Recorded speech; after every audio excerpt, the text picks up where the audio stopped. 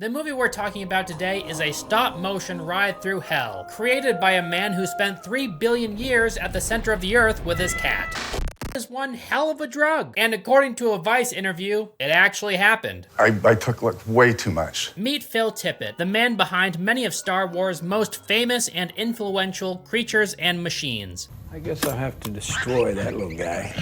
Like the Cantina aliens, the Tauntaun, the AT-ATs, some weirdos call them AT-ATs. However, what if you channeled the AT-AT walker?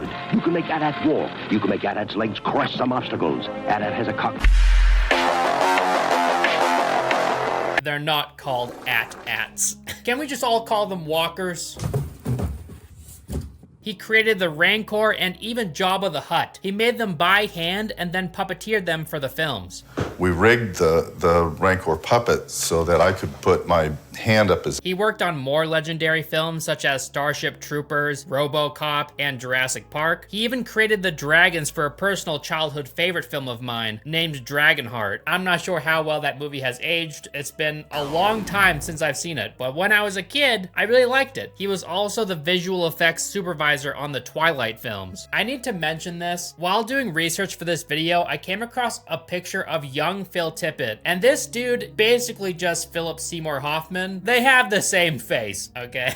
These guys, they're doppelgangers of one another. Look at these two men side by side and tell me that they aren't brothers. I mean, come on, one of them had to have changed their last name. It's like me and Jeremy Davies. Phil Tippett suffered from anxiety and depression his whole life and managed to live with it by creating things. He was so obsessive with his personal projects that his parents grew concerned with his well-being and even looked into psychologists that might be able to help him. Little did they know that their son would live on to be one of the most celebrated stop-motion filmmakers to ever live. Enter the masterpiece, Mad God, an allegory for sin in all its forms, and my favorite stop-motion film of all time. This is Phil Tippett's pride and joy, his magnum opus. It's the culmination of many, many, many years of work that I've been kind of making for like the last 30 years. It was crowdfunded from Kickstarter, and with the help from a relatively small team, Tippett went all in on this project. He started making Mad God in the late 80s. After starting it, however, he'd leave it on the back burner for many years before eventually returning to it with a small team. I produced, maybe 5 or 6 minutes of footage all shot on 35mm film. And when the digital age hit, I shelved the project, and there the film set gathering dust for the better part of 20 years. Tippett's work was inspired by Willis H. O'Brien's King Kong, Nathan H. Duran's The Seventh Voyage of Sinbad, and the abstract painter Hieronymus Bosch. I'm sure there are many others, but those are just some of the few that he mentioned during an interview. Countless 1950s horror, sci-fi films. Tippett likens Mad God to a novel, because in a novel, the writer acts as a sort of guide, and the reader fills in the blanks with their mind. Tippett wanted Mad God's meaning to be open to interpretation, but at the same time he said that, to him, the film is representative of the Western world's privilege being attained through the slaughtering and the suffering of other people. It probably can be best characterized by the shame that I feel for our privilege in this country that was built on the backs of destroying a lot of other people and not taking responsibility for it. While this film is purposefully cryptic, there's also a misanthropic message and tone present throughout the entirety of Mad God. Mad God will defy any rating. It's intended to be a preposterous, ribald, dark, apocalyptic, blasphemous, Milton-esque descent into the bowels of the unconscious. It's not for the squeamish.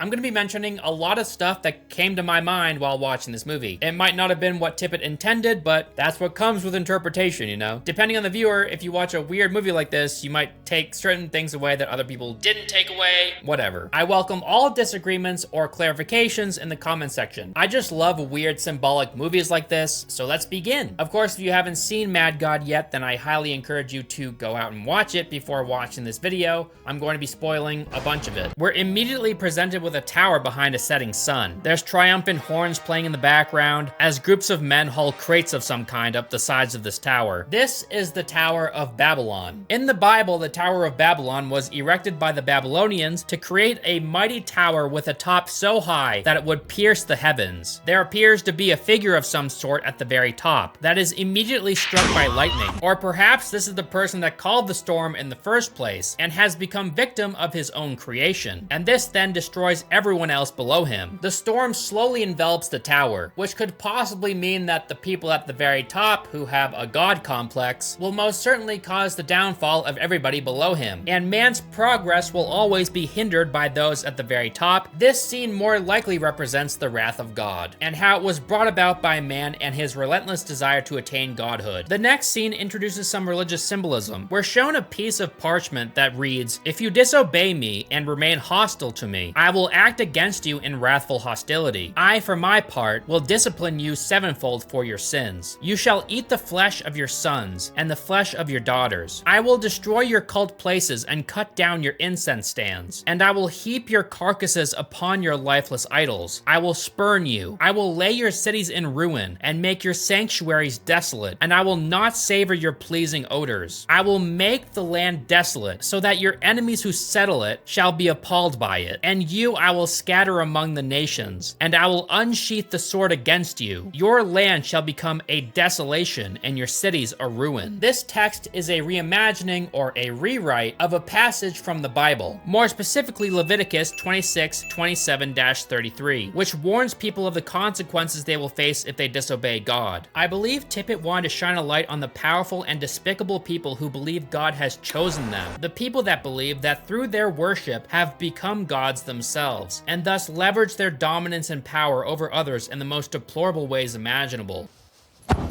Look at it. Look at it right fucking now. We're then shown an eye moving erratically around its socket, a window to the soul, and our lenses through which we view the world. Could this be Tippett's eye, telling us that this is his interpretation of human history? Or is it meant to be more of a reflection of ourselves, humanity in general? Tippett preparing us to see the ugliest side of the human condition. Either way, we move on to be introduced to Tippett's dreary and post-apocalyptic industrial nightmare. There's a giant structure with spotlights and cannons mounted on its top. A siren blares and the cannons shoot at the sky. This is a world afflicted by warfare. Our protagonist, named Assassin on IMDb, drops from the sky in a pod. He's a man on a mission wearing a sort of gas mask. His pod survives the cannon fire. He then descends deep, deep down into a seemingly endless abyss. He passes a series of large pipes. He descends through what almost appears to be webbing or branches, or what could even be a series of synapses or neurons in a brain. He descends past bones and fossils. He drops past a room full of statues once carved by ancient civilizations, getting a good look at what he will inevitably become, a part of history's ever-growing collection of dead. What are we if nothing more than what we leave behind? He ends up passing a gigantic skull of an alien or bug. He lands in a giant area filled with what appear to be massive cocoons or eggs of some kind waiting to be hatched. They're so large compared to the assassin that it almost looks like he's descending into a city. His pod finally reaches the floor. He exits the pod and we get a new perspective of our protagonist. This time, he is the size of a giant. We watch his huge boots from the perspective of some bug-sized gnomes. The assassin squashes them mid-argument without ever realizing he did so. He then peers at a map to help aid him towards his destination, never realizing that he ended some lives just a moment ago. I think this part illustrates very well how we, who often think of ourselves as innocent and benign, will unwittingly cause harm to others, usually through the way we spend our money, and sometimes through inaction and apathy. The assassin stares through some binoculars at a building in the distance. There are some people in each window partaking in different activities. One is watching porn, one is playing piano, and one is committing homicide. Each person is oblivious to the other two, despite how loud they might be. This shows us quite literally that most people only care about what's directly in front of them. If it doesn't directly impact me, then why should I care? The next scene is mostly just a big fish eats little fish scenario. The assassin watches as a crawling guy eats a smaller creature, and then a larger creature wielding a cleaver eats the crawling guy. Of course, there are some parallels to the natural world in this scene, you know, the circle of life, etc. But I think what this scene is actually trying to demonstrate is man's bastardization of the circle of life. We've in a sense created our own that's not only about survival, but a desperation to survive under the weight of a man-made framework built with the sole purpose of crushing those at the bottom so that those at the top may prosper. I love the design of the largest creature. roar. It has huge human teeth, and it's naked aside from some necklaces. Very fashionable. Its roar is practically identical to the roar of the Tauntaun from Star Wars. It might very well be the same sound. It has bulging bloodshot eyes and big, massive, droopy milkers. Hell yeah, dude. The assassin continues toward his destination until he finds a room full of lab animals. We see a doll covered in filth touching her privates and staring at the assassin. This could be symbolism for women who are left with little choice other than to use their bodies to survive, which will ultimately entrench them further into a life of misery. We see a monkey strapped to a table as it calls out for help before the door closes, sealing it to its fate. The assassin bypasses all of this without a second thought. After all, this sort of thing is commonplace and helping them wouldn't change anything, right? So why bother? Which is very similar to the fact that most of us know that cruel animal testing and human trafficking is happening, but most of us do little to try and stop them. We're just one person after all, what could we possibly do? Best to stick to our own personal schedules and try to reduce our own suffering as much as possible. Nope. No matter how trivial that suffering may be. Our personal comfort trumps everything. In the next scene, the assassin is presented with a row of giants strapped to electric chairs, getting their strange bulbous heads zapped. The fleshy sacs that make up their heads are probably a result of this constant stream of electricity. What's keeping them alive? I have no idea. But something is. Could it be the electricity that's keeping them alive? Possibly. It's more likely this electricity is making them shit non-stop. There are holes under their chairs where a constant stream of liquid shit is expelled. Where does the shit go? Directly into this large techno-organic thing's mouth. The assassin takes an elevator down into what appears to be the bowels of hell. To me, this part represents the discrepancies of power in the world of man. Some poor bastards might be forced to metaphorically eat the shit of a more powerful man. But what they don't know is that this powerful man has no choice but to eat the shit of a more powerful man. He's dangling on puppet strings just the same as you. Of course, in reality, this is a little bit more complex. In this movie, these people have no choice but to, eat the shit of the people above them. But in reality, it's not that cut and dry. Below the cascading organs and meat lies a factory, endlessly pumping out workers that each take a faintly human form. They all look nearly identical and form long lines. They march single file to the opening of an oven that kills and consumes them as fuel. Others are used for labor, each of them expendable and easily replaced. Others die in work-related accidents, but doesn't matter because those that die will be easily replaced to pick up where they left off. No harm is done to the machine. This next sequence shows us the inner workings of this machine in great detail. We see the transportation of floating blocks and insect larvae. We're shown fields of dead workers' bodies, giant structures with flames shooting from their tops, a baby coos in an intercom. Its noises can be heard throughout the factory. It's almost like it's meant to be giving orders or communicating with the workers in some way. Some workers even stop to stare at a series of hanging TV monitors that supposedly show different parts of this baby's face. Why a baby, though? I think it's meant to illustrate nepotism, how a lot of people are just born into positions of power, and how these people are coddled their entire lives, never experiencing any hardships. And these wealthy adult babies many times end up in control of many other less fortunate people. As you can clearly see, social stratification is a big theme in this movie. Throughout this movie, I think you could draw several parallels between the Holocaust and this movie, but I'm not going to be doing that in this review. I just want to point out the correlation between blue-collar workers in the real world and the many workers in this movie that suffer and die so that the few can live comfortable lives. I also think it's very telling how the shit from the giants up top ends up creating the workers that help feed the machine that creates the shit. The assassin makes his way through this factory until he's faced with a single worker. They stare at each other for a moment until an overseer finds the worker slacking and stomps them to death. The assassin watches this happen before descending into a trap door. Oh yeah, the overseers are super gross, deformed monsters, so the next time your manager is mean to you, just imagine them as one of these things. It might make you feel better. They also kind of look like deformed versions of the monster we saw earlier. You know, the one with the boobs and teeth. It's kind of weird describing something like that. You know, the thing with the boobs and teeth. This could be telling us that the overseers are suffering just as much as the workers, and that maybe their fates are worse, since the workers can at least experience the sweet release of death.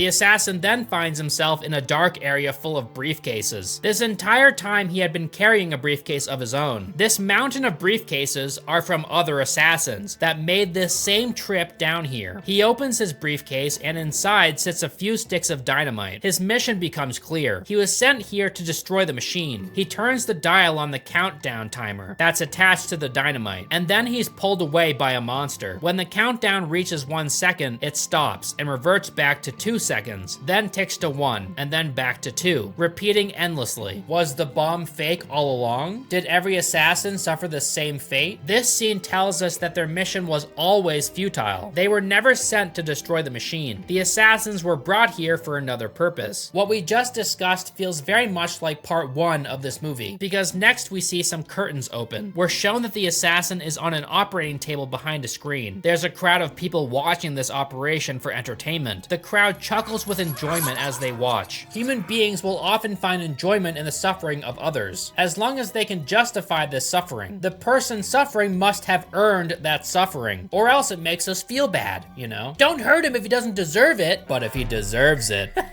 Time to get my popcorn out.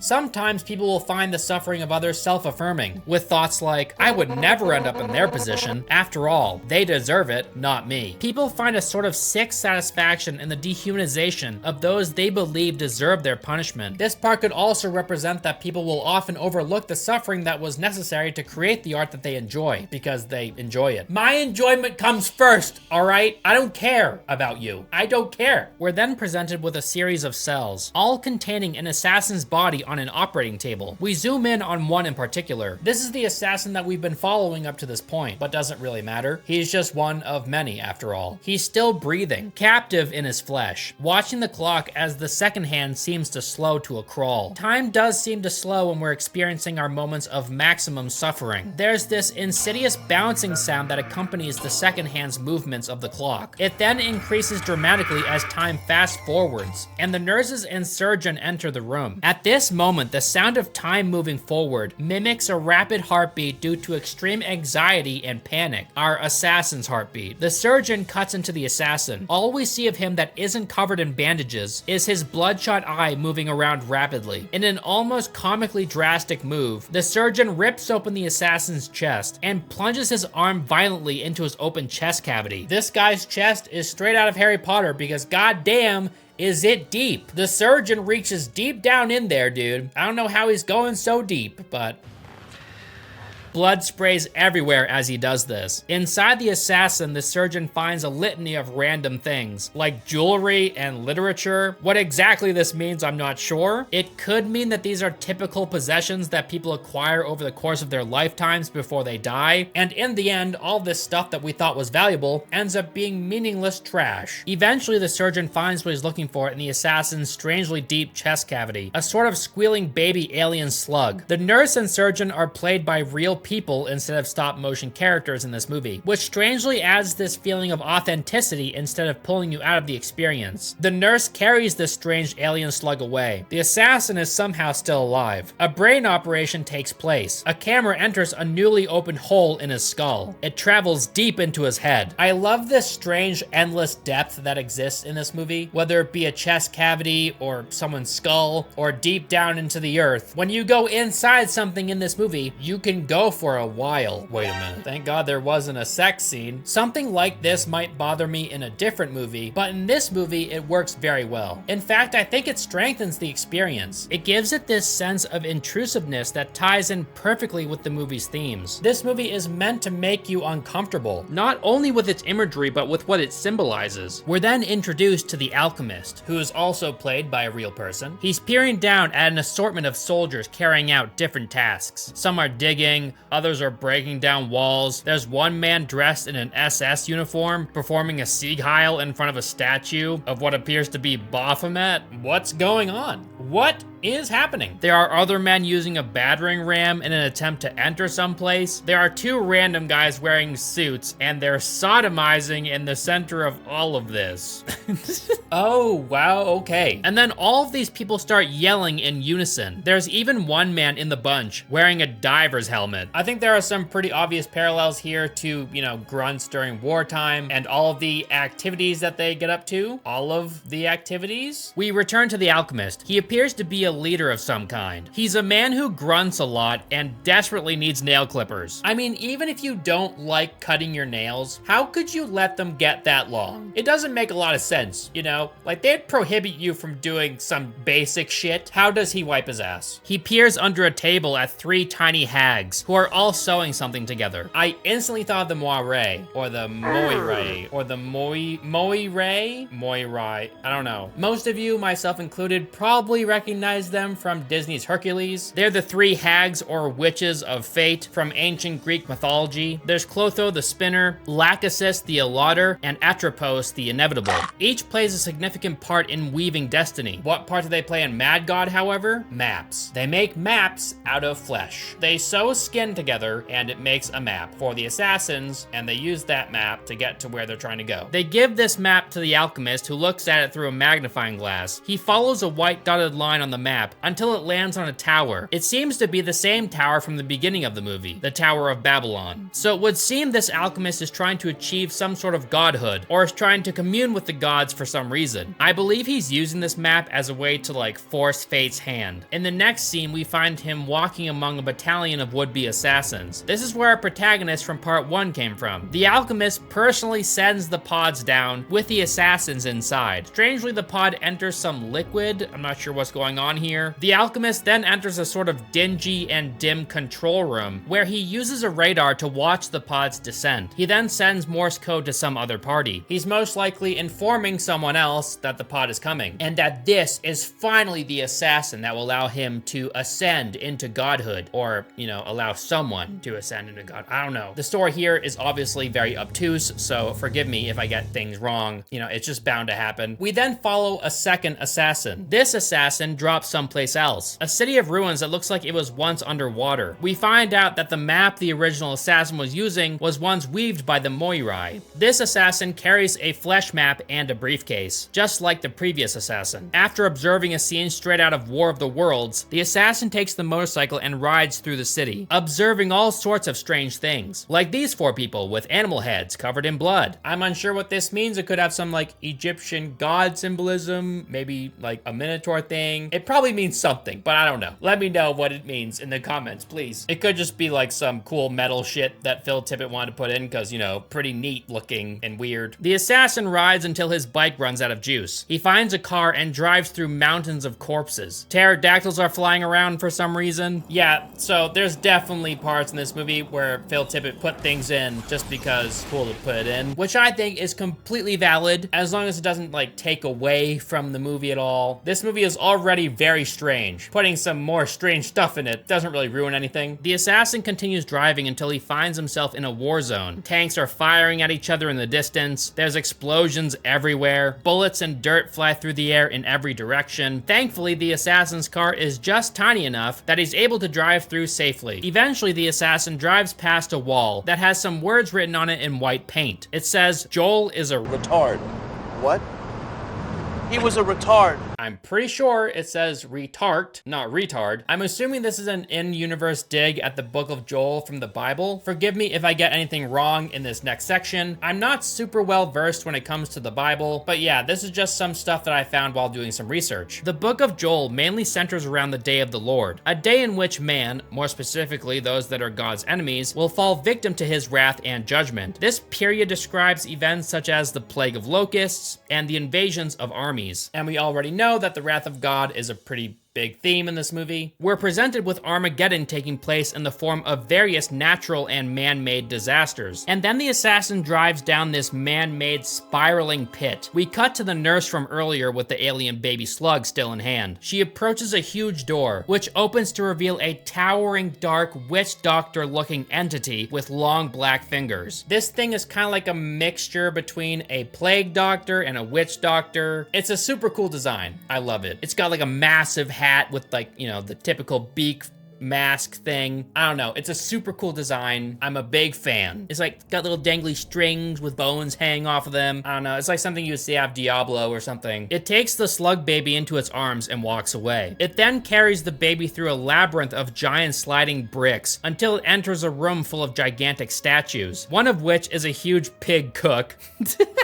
That's kind of weird. It walks further until it reaches a room full of slick, wet mounds of organic material that are everywhere. There's these huge bull guardians that watch as the witch doctor enters a castle. The baby slug cries the entire way. The witch doctor passes a microscopic organism that slithers behind a glass panel. But this one is gigantic, which is a bit of an oxymoron, right? There are many cases throughout this movie that illustrate that size is relative, right? There was the thing with the gnomes in the beginning, and now there's this, and I'm sure there's many others. I think this is meant to illustrate that in the grand scheme of things, the size of a thing is, you know, not very important. A galaxy is similar to a human body, both made up of numerous smaller things, and those smaller things are made up of even smaller things. The smaller you go, the bigger the things that were once small appear. Kill me, but I can't help but think of Ant-Man. You know, that new Ant-Man movie? It was very bad, but it's kind of cool watching him get small. And then imagining the world where he exists in the small world.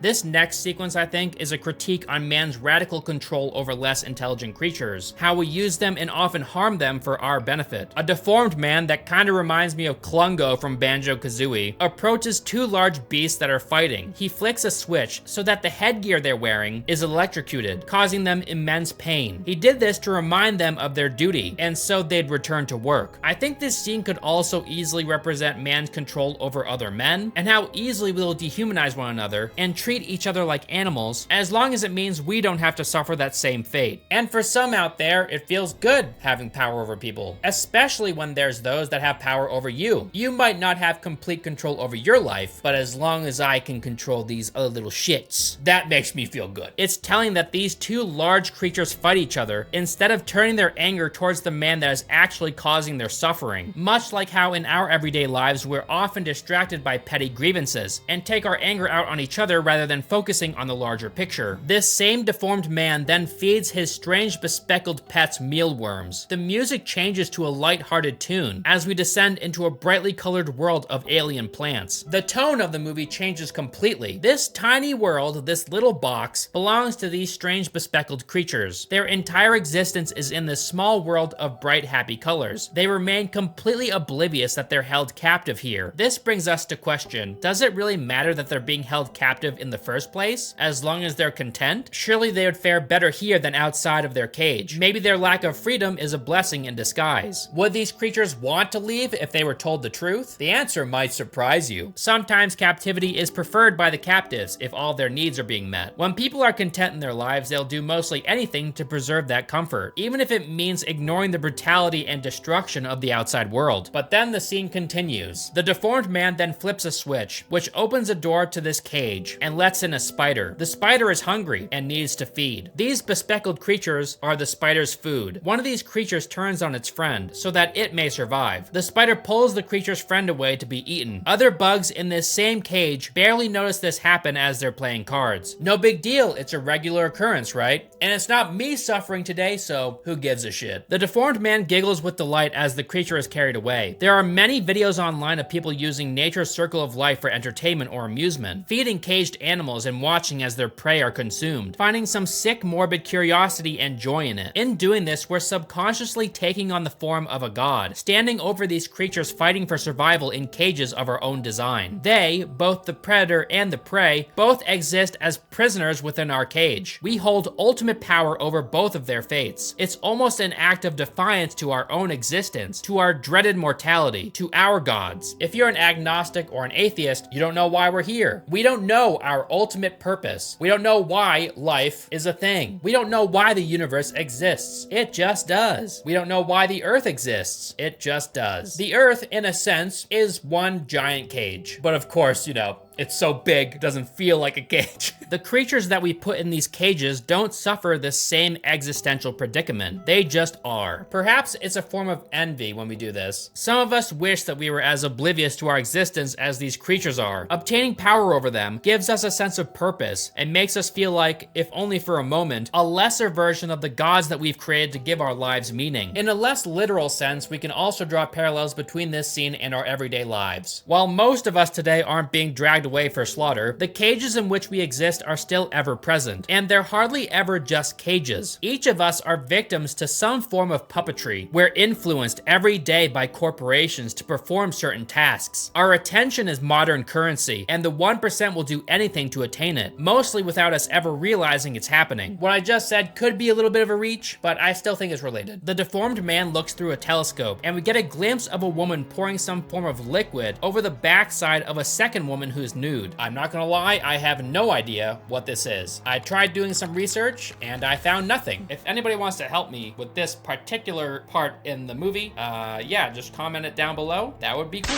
He peers through the telescope again and witnesses a mushroom cloud from an immense explosion in the distance. In the next scene, the witch doctor enters the same room where the deformed man resides. The witch doctor still has the crying baby slug. It places the baby slug into a processor, activates it so it crushes the baby and turns it into a jelly. This machine then sends the jelly through a tube into a cylindrical device that transforms it into a form of liquid metal and squirts it out into a basin. It's then heated up and poured into a mold, where it's then lifted and placed into a mortar and ground into a fine sparkling dust. The witch doctor takes the dust and flings it into a porthole of bright light. A purple entity forms in this window, and then we see what appears to be an eye that stares back at the witch doctor before exploding. A white light appears, and then a second explosion of multicolored dust can be seen, almost mimicking the death of a star or some other cosmic event. We watch as planets align, a random UFO pops out of nowhere, because, you know, aliens exist, because they do. The monolith from 2001: A Space Odyssey is hurled into a planet. This entire sequence is so beautiful. It's honestly difficult to describe. It's like they tried to envision what the death and rebirth of the universe would look like. We see this floating purple color. We watch as liquid heats up and boils. We see what appears to be cells forming, and then blood and water, and other miscellaneous chaotic visuals. We see some fish, and then many human babies. Time skips forward thousands of years. Man-made towers are erected until a modern city stands illuminated by the red sun, much like the same sun that illuminated the Tower of Babylon in the beginning of the movie. A bomb very similar to those that the alchemist's assassins used is detonated by some rebels of an ongoing war, and the city is destroyed. Man is doomed to repeat his mistakes forever. Chaos reigns. A black hole presents itself, with 2001-like monoliths flying from its center. What does this mean? Well, let me continue. In order to figure out what this represents, we need look no further than a quote from Stanley Kubrick himself. For those that don't know, Stanley Kubrick is the very talented director that made 2001: A Space Odyssey, one of the best and most influential sci-fi films ever made. And in that movie, there's this alien black monolith type thing. And in this quote, Stanley Kubrick kind of explains what it is. From the very outset of work on the film, we all discussed means of photographically depicting an extraterrestrial creature in a manner that would be as mind-boggling as the being itself. It soon became apparent that you cannot imagine the unimaginable. All you can do is try to represent it in an artistic manner that will convey something of its quality. That's why we settled on the black monolith, which is, of course, in itself something of a Jungian archetype, and also a pretty fair example of minimal art. In order to understand his quote, we need to decipher and expand on what he means by Jungian archetype. The philosopher Carl Jung believed that the human consciousness was made up of three things: the ego, the personal unconscious, and the collective unconscious. We want to focus on the latter of these three. Jung believed that there existed specific symbols shared by a collective human unconscious. Where did these symbols originate? 2001 and Mad God postulate that this black monolith exists as a sort of symbol to represent the entirety of man's unconscious mind. We're all connected by a force, and we will never know why that force exists. There's this intangible web that connects what we would describe as our souls or spirits. These monoliths represent that force, an unknowable alien force that's in some way responsible for the creation of everything we know. You know, that's the baby scene from the end of 2001. We then see a figure with large eyes in a red glass container staring back at us. Could this possibly echo the baby scene from the end of 2001? Maybe. The many clocks in the deformed man's office tick forever on. For what is a clock if not a countdown to the inevitable? A gentle reminder that our time here is temporary. Time consumes all, despite our countless attempts to combat it. The movie ends with the alchemist sending another assassin down in an attempt to alter his fate, a mission that he will repeat perpetually unto eternity and never accomplish. So what the hell happened in this movie? To simplify it in a way that doesn't delve into symbolism or anything of that nature, this was my interpretation. The world is suffering the wrath of God in all its forms. The alchemist is attempting to change this by sending assassins on a false pretense mission to destroy a factory. They're really being sent down to be operated on. The alchemist has implanted them with an alien creature that, when processed in the correct way, might hold the power to alter humanity's course from that of damnation. This magical dust that results in this process ends up creating an entirely new universe, and in this universe, instead of God's wrath leading man to perdition, it's simply man that brings about his own ruin. The alchemist is doomed to fail forever, because it's in man's nature to fail. The alchemist had achieved absolute power over man, so where else to go but try and conquer the gods? Or better yet, try to become one himself. Before I end this video, I would like to add that the music in this movie is amazing. All of the original music was composed by Dan Wool, and in a movie like this that's almost entirely devoid of dialogue, the music is used as one of the main components to bring this movie to life, and it does so perfectly. The sound department also knocked it out of the park. Every little action in this movie has a very strong sound to accompany it, which makes the experience that much better.